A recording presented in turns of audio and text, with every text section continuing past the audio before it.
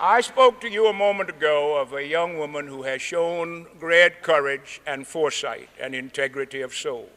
I'm going to ask her to come forward and greet you. She comes from our sister community, the Jewish community, the great Jewish community of this city, and it's a great pleasure to have Miss Suzanne Ross. Come forward, won't you, Miss Ross?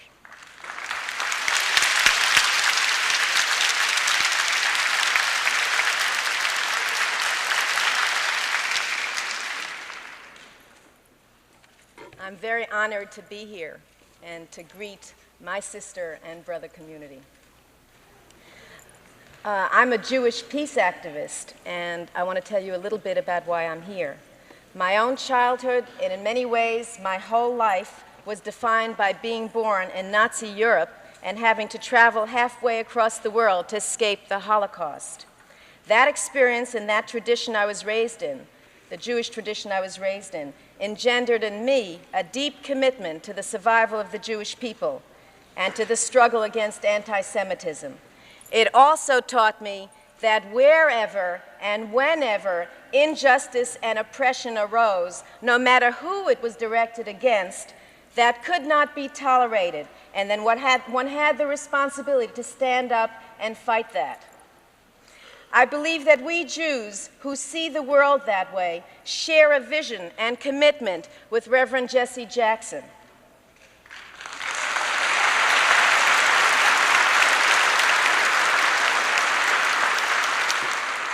And that's the message I want to bring here today, that there are many of us who share that vision.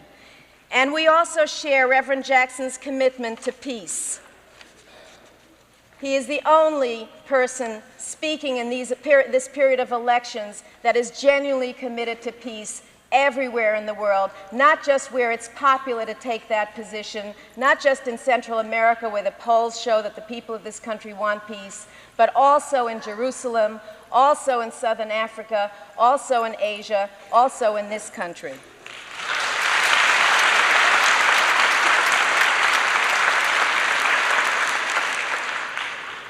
I'd like to say something else, which is that I know there have been tensions and antagonisms between groups that should be working together. This society systematically fosters that mistrust and that prejudice.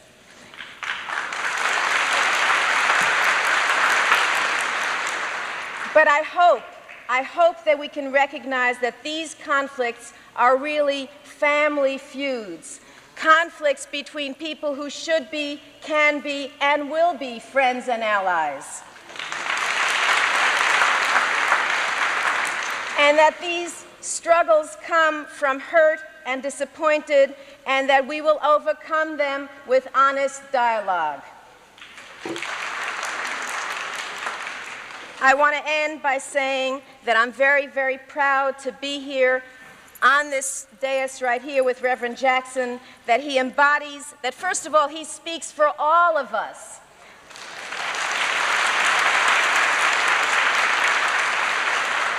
And that he embodies the Judeo-Christian tradition that we share, and that we must march with him to forge the rainbow coalition that this country so desperately needs. Thank you very much.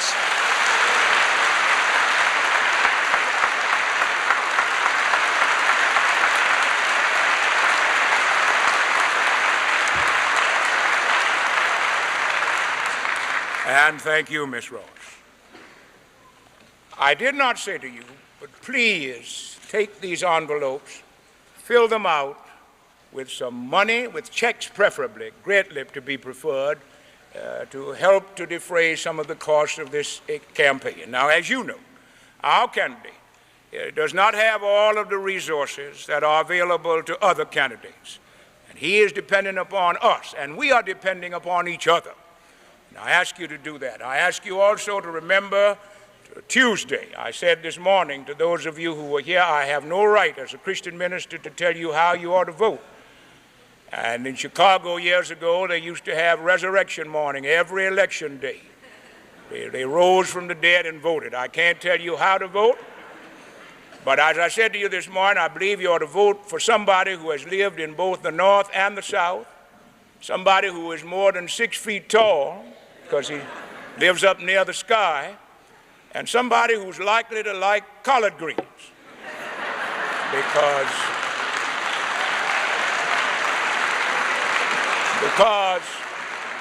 because they give tone to the skin and a warmth to the heart and a quickness to the mind. And now, it is not ours to talk about any other candidates, but as has been said, the rest of them look like eeny and meeny.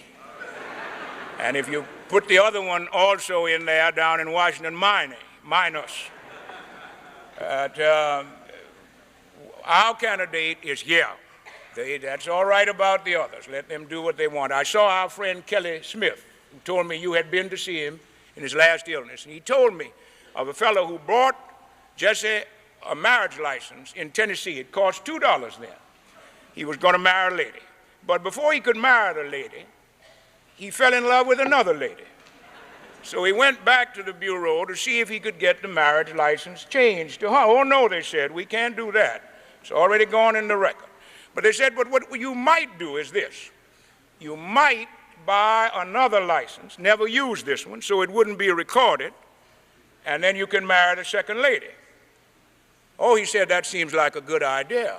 He said, I'd have to pay $2 more? I said, yes, you'd have to pay $2. Oh, he said, I just as well marry the first one. There ain't $2 worth of difference between them. Well, the only difference in this campaign, in this candidacy, is here in this sanctuary today. And I'm delighted now to present to us the man who has captured the imagination of America, surely of black America, as nobody has since Martin Luther King, Jr. In the area in the forum of our political interest, nobody in our history has captured the imagination of this country as has the man I present to you now. All of us have sensed the quickness of his mind, the quickest political mind we have seen in America since the days of Adam Powell. The man who has captured the imagination of this country, who presents to this country a possibility, an opportunity to redeem itself. And if this country has the judgment it ought to have after 200 years of apprenticeship, if it has the judgment it ought to have, I present to you the next President of the United States, Jesse Jackson.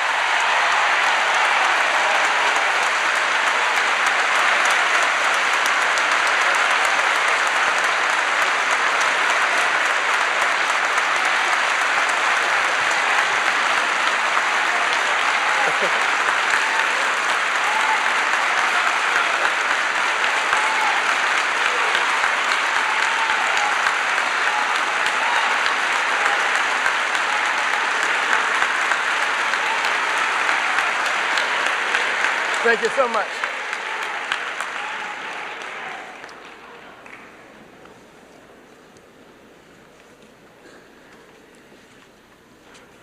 Let us bow our heads in prayer. Beams of heaven, as I go, we stop and we give thanks and praise to Almighty God.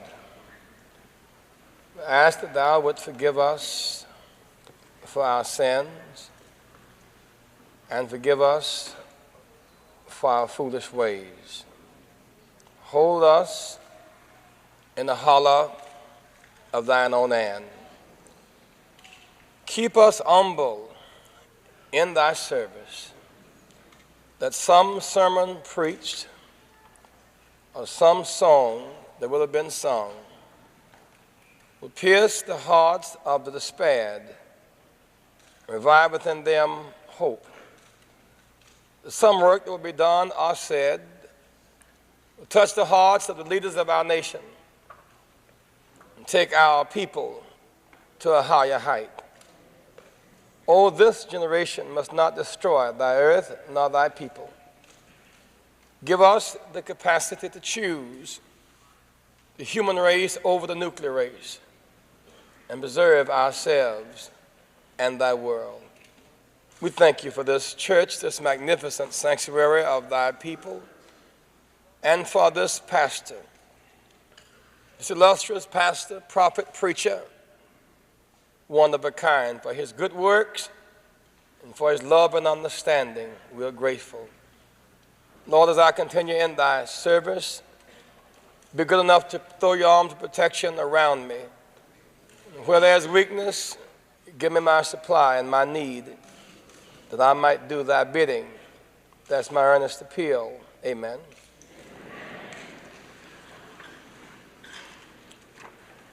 I'm delighted to have this opportunity to again return to the mighty house of Concord.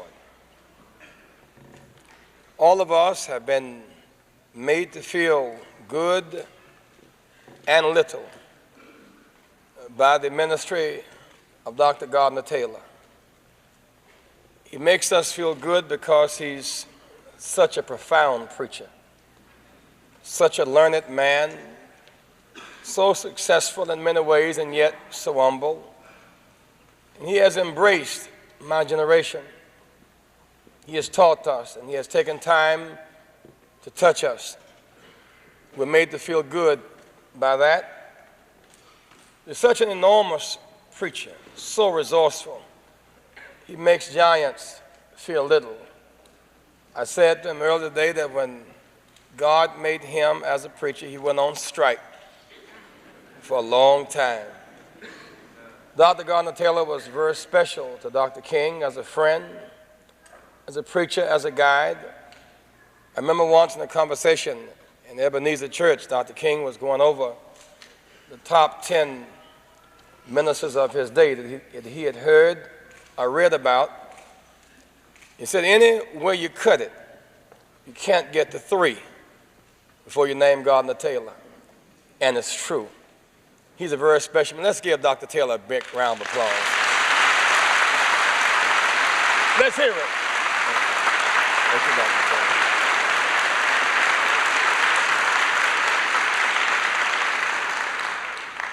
I'm delighted that my friend and brother Al Van, who has worked so diligently organizing this state campaign in New York while taking care of his business in Brooklyn, his first love. I thank you, Al, in a very special way.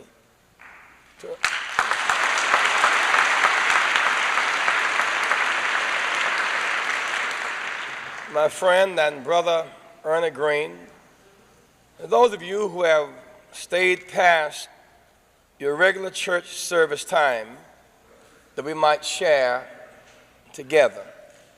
I was scheduled, of course, to be here at 11 o'clock, but our schedules were altered somewhat. We had to do Face the Nation at 10:30 after we left Bethany, Reverend Bill Jones' church. And then there was a debate scheduled for 11:30 to 12:30 at NBC in New York. And I could not very well miss that debate. And so I called Dr. Taylor and asked him would he be good enough to convey to you my sincere concern, and I asked those of you who would stay for a little while to do so. 1 or 2 of you did, and I'm glad about it.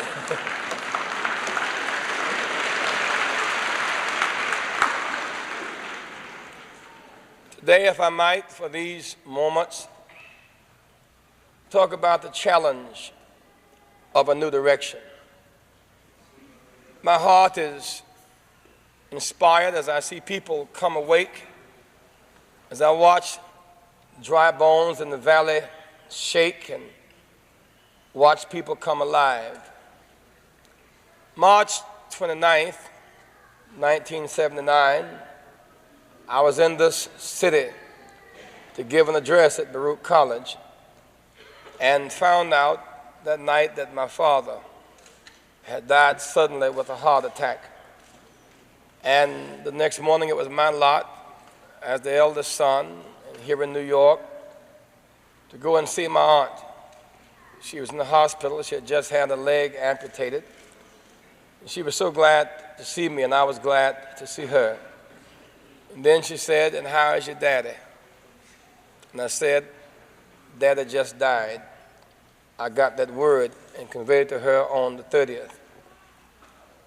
On Friday night, while visiting homes throughout this campaign, we've determined to spend more and more of our times in the projects and to live amongst the poor, to be in the el barrios and on the reservations, to challenge our nation to focus much more on the misery index of people who are gripped and trapped with limited options. And I went by to see my Aunt Maggie Ruth and her son and grandbaby on Friday night after I had finished speaking.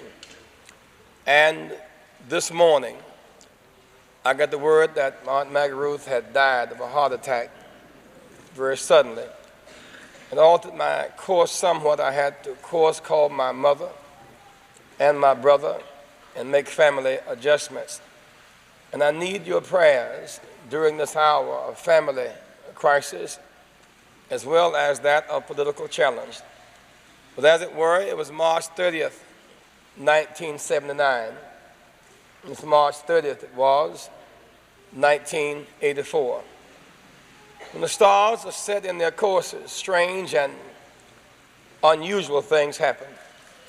Something great is about to happen in New York. Something explosive is going to take place in New York on this coming Tuesday, April the 3rd.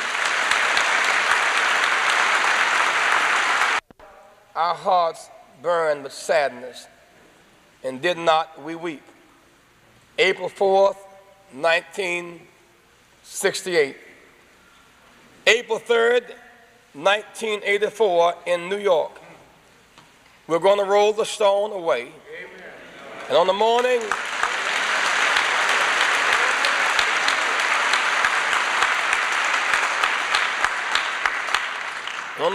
of April 4th, 1984, 16 years later, we're going to transform a crucifixion into a resurrection and go to higher heights.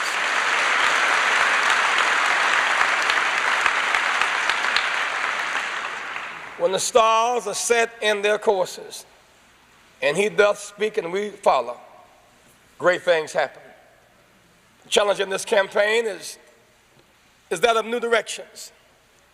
I know Mr. Hart, Mr. Mondale, these are decent men. That's not the issue. These are men of dignity. That's not quite the point. Thanks be to God that they are. These are not demagogues. These are not men that would stand in front of a schoolhouse door and block a child from entering. The issue is not decency and dignity, since all of us have that. That cancels itself out. The issue is direction.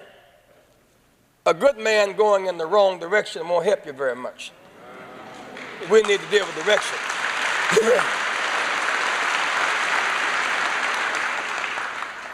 The most ingenious invention of Moses was not that he got to the promised land, for he did not, but he chose that direction. A better mind going around and around in circles in Egypt would not have been enough. He knew there was a Red Sea, mountains on both sides, a wilderness, no compass, no map, but somewhere beyond the sea, somewhere beyond the wilderness was a land of Canaan. He did not get there, but he took us in the right direction. The case of Esther, a beautiful and fair lady. For a long time she had been right political. She had adjusted. But one day something rose up within her. And she said, if I perish, let me perish. I'm going in another direction. I'm going to confront the king. It's all about direction. The prodigal son left home. It was the wrong direction. He wallowed. One day something happened. He said, I came unto myself, and I'm going home. It's about the right direction.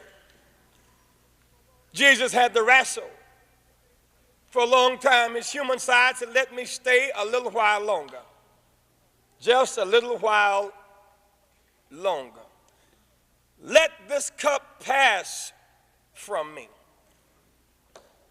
But he came unto himself and said, not my will, but thine be done. It was about choosing another direction.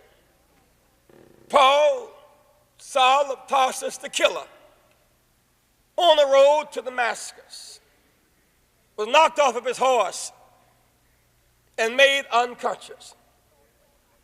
When he awakened, he saw a great light, and he chose another direction. Saul, the killer, became Paul, the healer. He was transformed, moved toward another direction. There are three candidates running now, and two directions. Two directions. Two directions.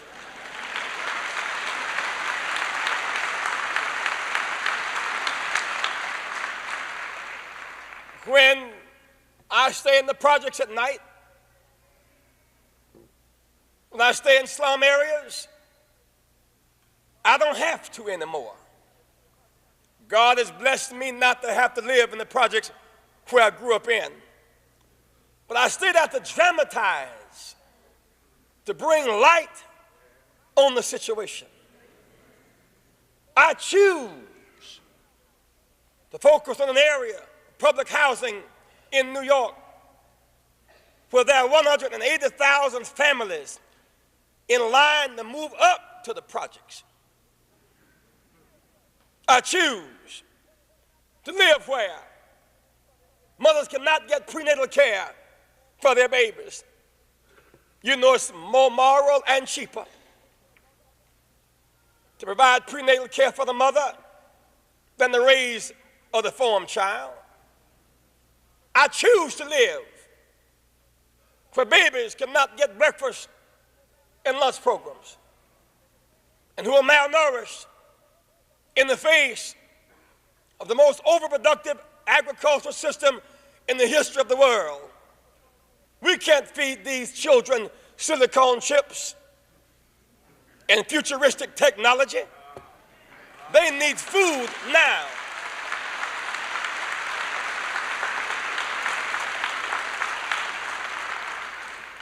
We bend that child in the wrong direction. Cold house at night, no hot meal in the morning, child becomes sleepy, irritable, falls asleep in class, falls behind in work, develops a complex, drops out of school, the world of joblessness and crime and premature death. Well, if any child goes to any state university for 4 years, it will cost less than $20,000 on a full academic scholarship. If one goes to Africa for 4 years, the 4-year full penitentiary scholarship will cost about $140,000. Schools at their worst are better than jails at their best. We must educate our children.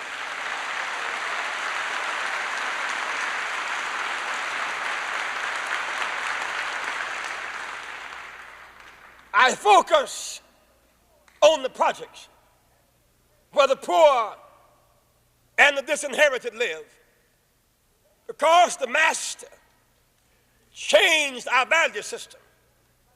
Don't measure society by the feudal system and royal blood, how kings live, how heroes live. Don't measure society by recovery on Wall Street. Don't many people live on Wall Street.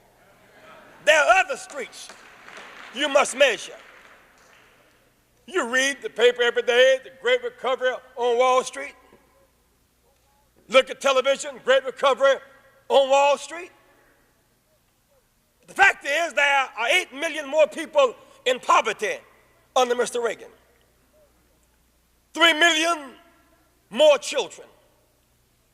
Now 15% of our nation in legal poverty, official poverty.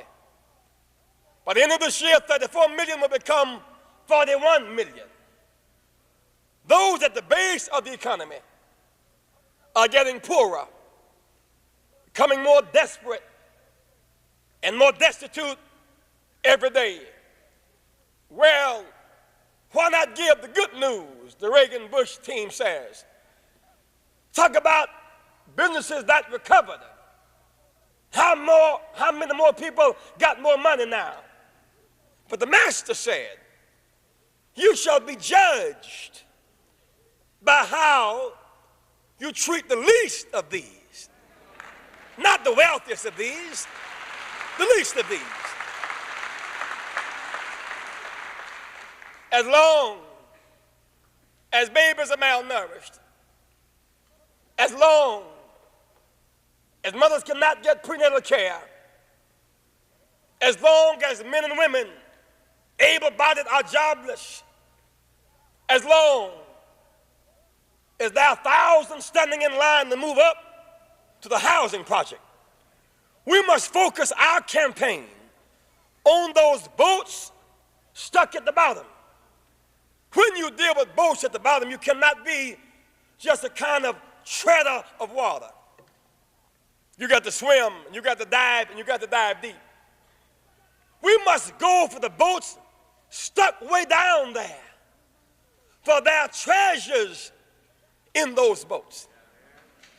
There are no lights down there. You cannot judge the cargo of the boat based on color. You just hear children crying. You just hear mothers taking their babies to bed supperless at night.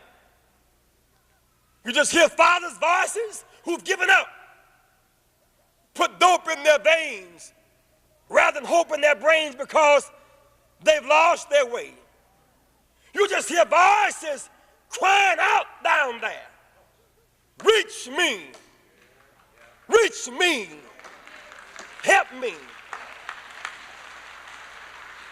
There are some voices you can't hear 50 stories high in a hotel.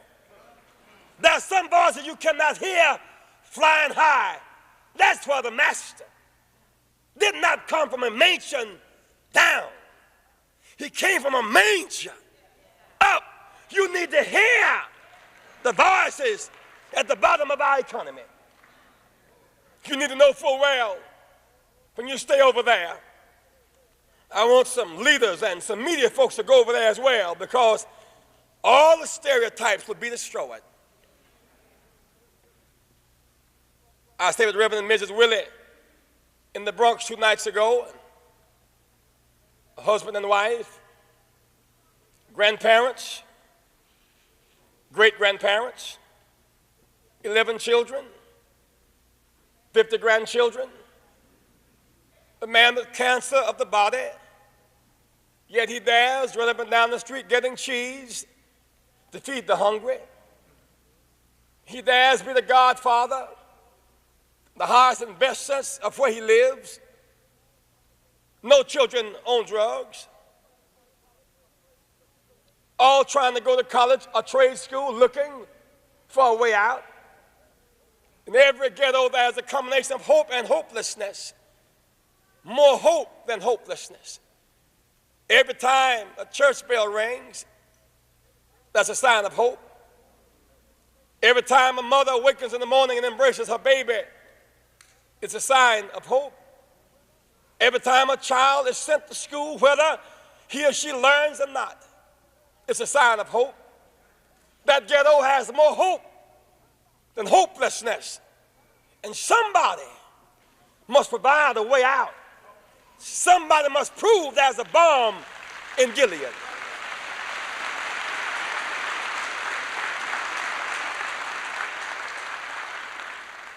That family is stable. That family is Christian. That family is ambitious. They're in the slum, but the slum is not in them. Jesus was turned away from the end. He was born in the slum, but the slum was not born in him, you see. And so you live with and amongst the people to hear their cries, their groans and aches. Most poor folks are not on welfare. Most poor folks are too proud to apply for welfare. Most poor folks work every day. Sweeping streets, they work every day. Mopping hallways, they work every day. They empty bedpans in hospitals, they work every day. They clean other folks' house and cannot clean their own. They work every day. They raise other folks' children and cannot raise their own. They work every day.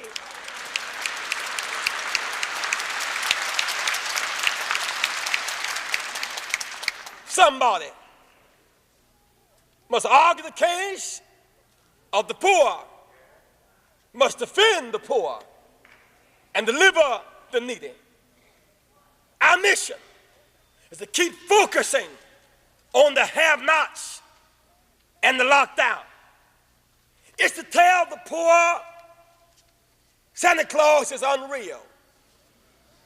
Nobody is going to come by once a year and bring you a bag full of salvation on the way out. Nobody. Nobody. Poor folks, stop looking for Santa Claus to come from North Pole once a year. Nobody, including Santa Claus, will save the poor, for the poor, but the poor.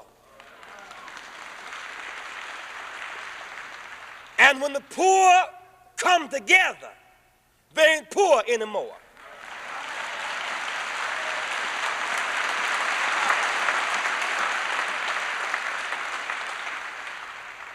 You have the power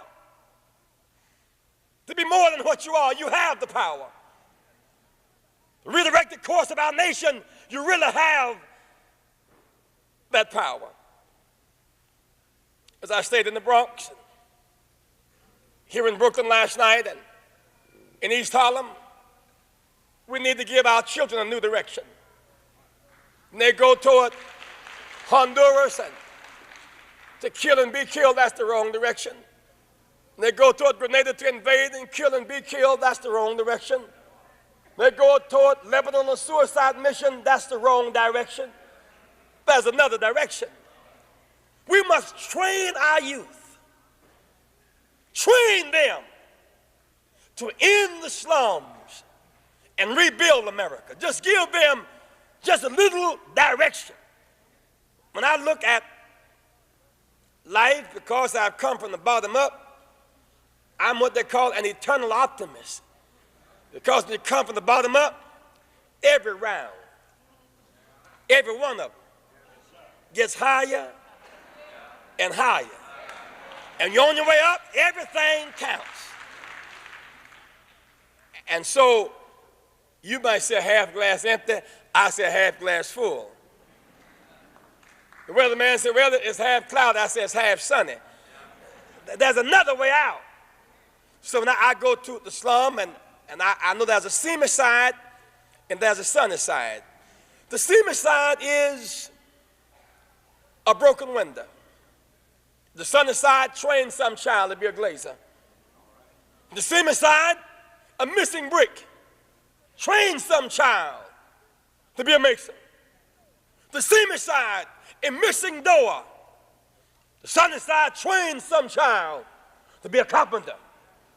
We must give our children a way out. Stop preparing our boys to die abroad and train them to heal at home. Rebuild our nation.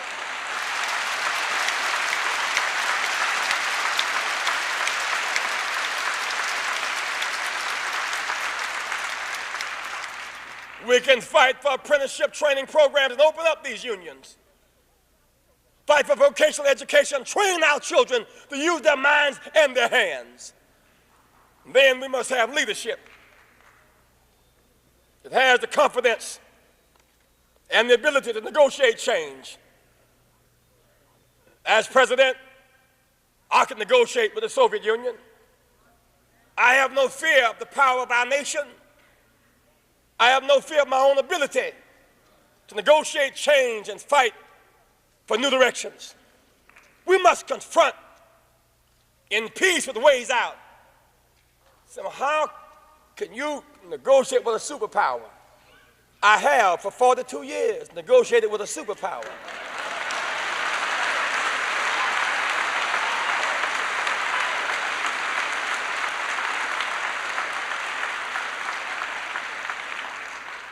When we got public accommodations and snatched down the cotton curtain in the South, we negotiated with a superpower.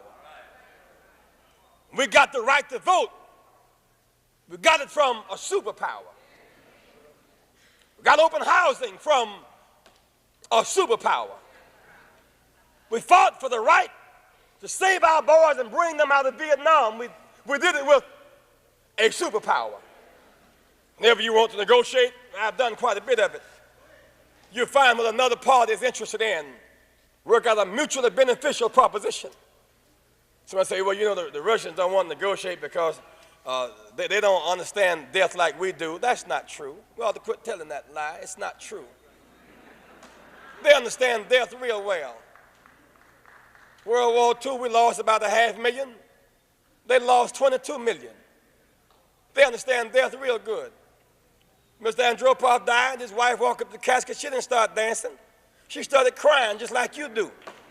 They understand death just like you understand death. When their son walked up and saw his daddy lying there, he didn't pull out a gun and start shooting. He cried just like you cried. They understand death real well, except we're not talking to them, and they're not talking with us, and we're talking at each other and not with each other and making life more dangerous for everybody. Somebody must show a way out, break the cycle of pain and war and terror and choose the human race over the nuclear race. Say, yeah, we can kill each other, but we also can heal each other and educate each other and feed each other. There is a way out. There's another direction.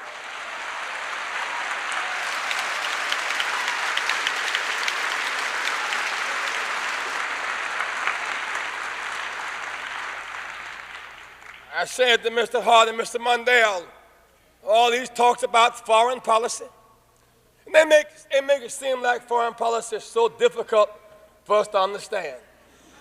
Now, Reverend, you may know something about civil rights, but now when it comes to foreign policy, I mean, what you really know about foreign policy? My father came home, I was 3 or 4 years of age, coming home from the war, bringing me candy on his furlough. He had been on the foreign policy.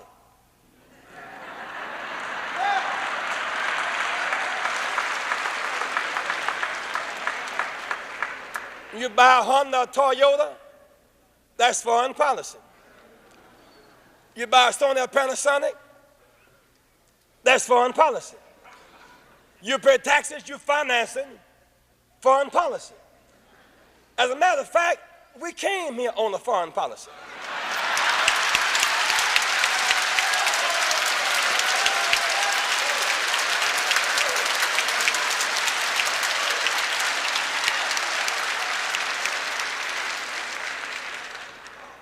If you grow up on the seamy side of life, you learn to turn adversity into advantage.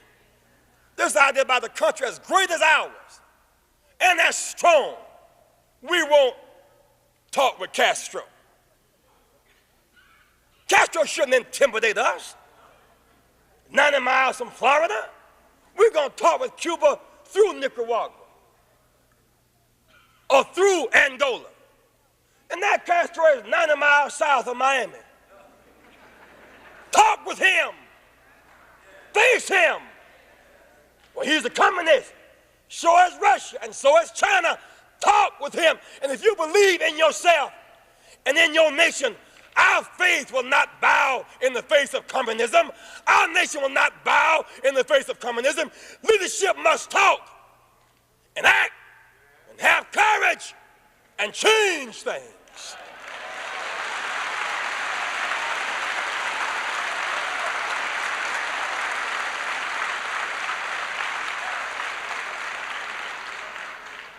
We've allowed Castro to be more than what he is. He is a nation. He got a point of view. But there is another way. They had foreign policy debates up at Harvard one night, 8 candidates running, hour-and-a-half debate, great learned philosophers asking questions, and candidates answered them, and all of that. Went through 2/3 of the debate and left out 3/4 of the world. They've been up here arguing about foreign policy among Mondale and Hart for a whole week. You thought the whole world was somewhere between Tel Aviv and Jerusalem. The fact of the matter is, there are 4 billion people in the world, 4 billion, half of them Asian, half of them Asian, and half of them Chinese. So if you don't count them, you left out half of the world. 1 of every 8 human beings is African. 1/4 of them Nigerian. Our neighbors next door, South Central Latin America, speak Spanish and Portuguese. Most folks in the world, America is just 6%. Most folks in the world are black, are brown, are yellow, non-Christian, poor, and don't speak English. The world, the real world.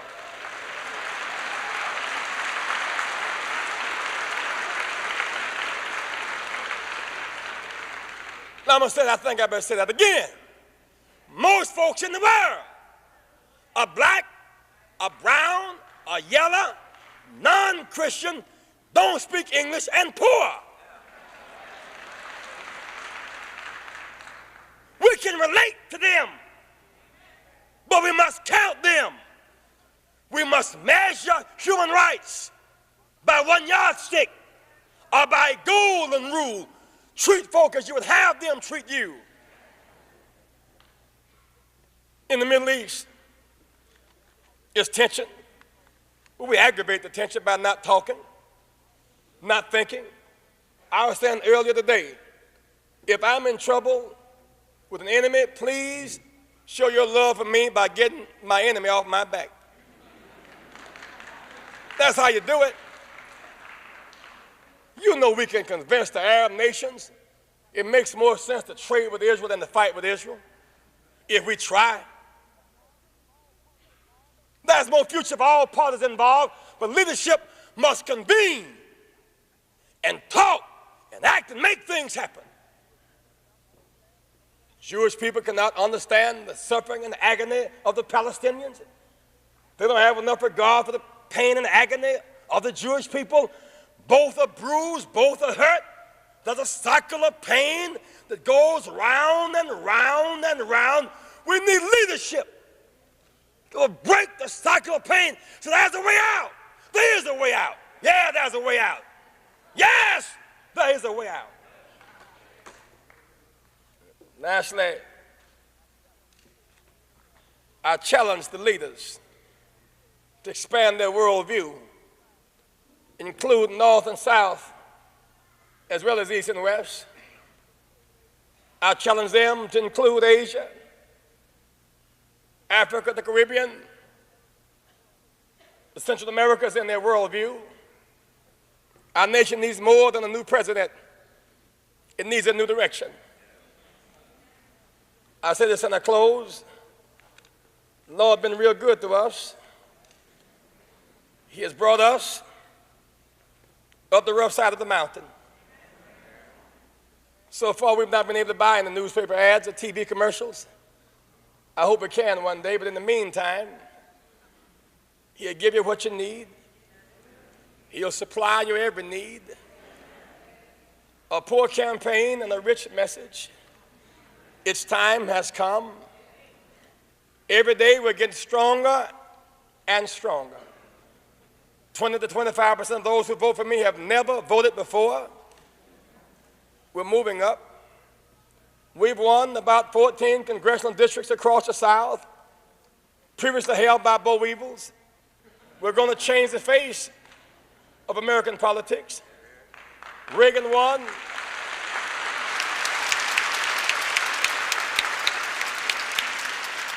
Reagan won 8 southern states by 182,000 votes. Well, there were 3 million blacks unregistered. We've already put more than 250,000 on the books in those same states. We're changing the face of American politics. He got 182,000 vote margin in 8 states. We got 360,000 votes in Florida, Georgia, and Alabama alone. We're moving on up. Our confidence is growing, and therefore our votes are growing. We didn't know ourselves what the Lord had qualified us to do. We won South Carolina over Mondale and Hart 2-1. It's significant that the South Carolina State Executive Committee, the Democratic Party, endorsed me to be that state's favorite son. Something is going on.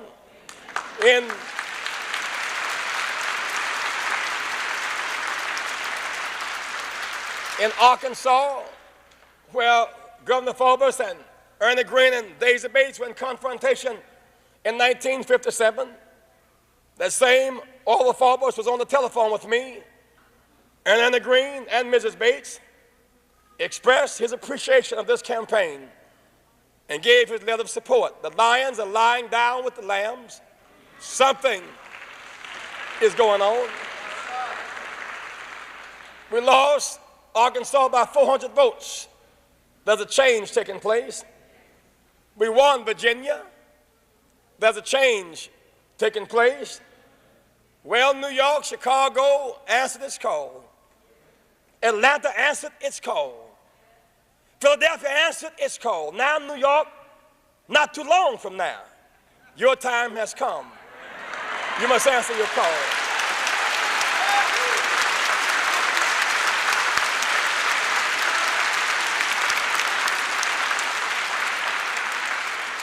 On this note, I leave you now. Not too long ago, I heard on the December 4th morning that Lieutenant Robert Goodman had been shot down in Syria. I don't know why I was struck by the fact that he had gone down, and maybe I could do something about it. I prayed about it, talked with my pastor about it. I want to give peace a chance. God to work another miracle in our lives. I didn't know very much about Goodman. I heard about the Damascus Road. Reverend Sample, when I was a boy growing up in Greenville, told me one day that there's a road called the Damascus Road.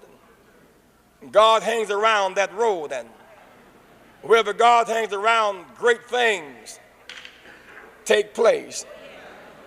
One day, there was a man named Saul who had been a killer going down that road. And God knocked him from his vehicle, and he awakened and saw a great light. Well, there was a boy named Goodman going down that same road, a bombardier. Somehow his airplane was struck. His friend 6 inches from him was killed. He was made unconscious, as Paul was made unconscious.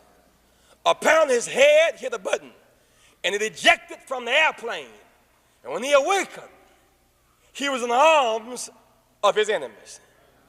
They could have killed him, but they spared his life. Just as the people of Syria gave Paul a chance, and then God gave the world a chance. They gave Goodman a chance. That gave peace a chance. I went there and met with his leadership. They gave a hard argument why they couldn't let him go. And I argued, you ought to let him go now.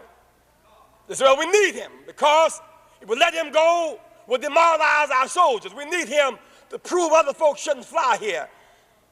I said, don't use him as a pawn in this war game. Have the courage to break the cycle of pain and end the terror. He said, well, your argument is strong. I must take it to higher sources. I met with President Assad. I said, Mr. Assad, do not use Mr. Goodman as a pawn in this game. It's a much bigger game.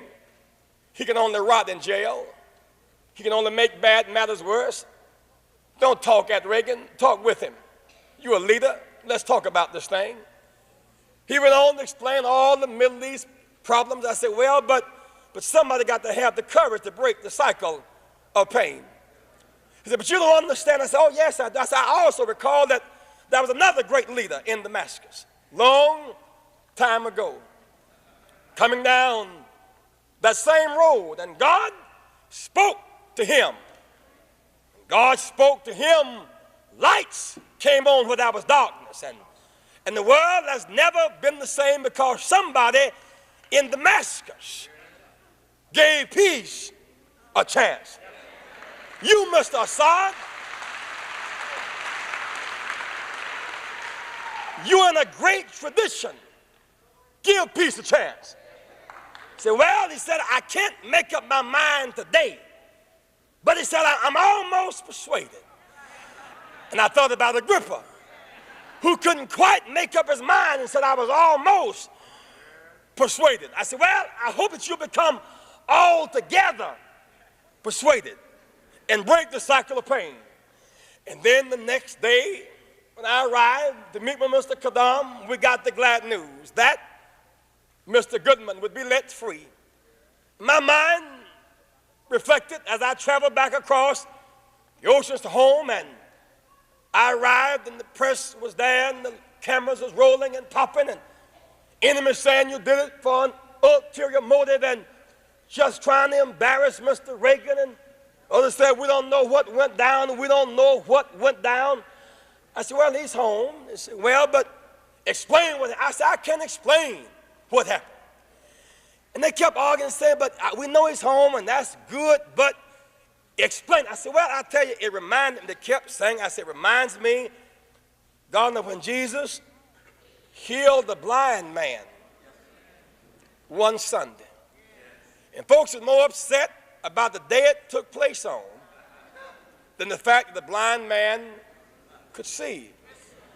And everybody was upset about the blind man having sight except the blind man. And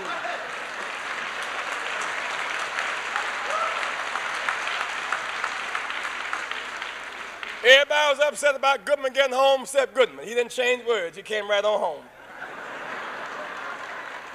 When I was a little young, I heard them say, well, you know, Jesus healed the blind man, and they were ungrateful. Said, blind man didn't even stay around long enough to say thank you. But he wasn't ungrateful. I found out what happened. So he was blind, but he could hear. And he'd been hanging around that place for a long time, just listening to folk argue about nothing. And so he knew if he stood around there long enough, they might have a vote and vote him back into blindness.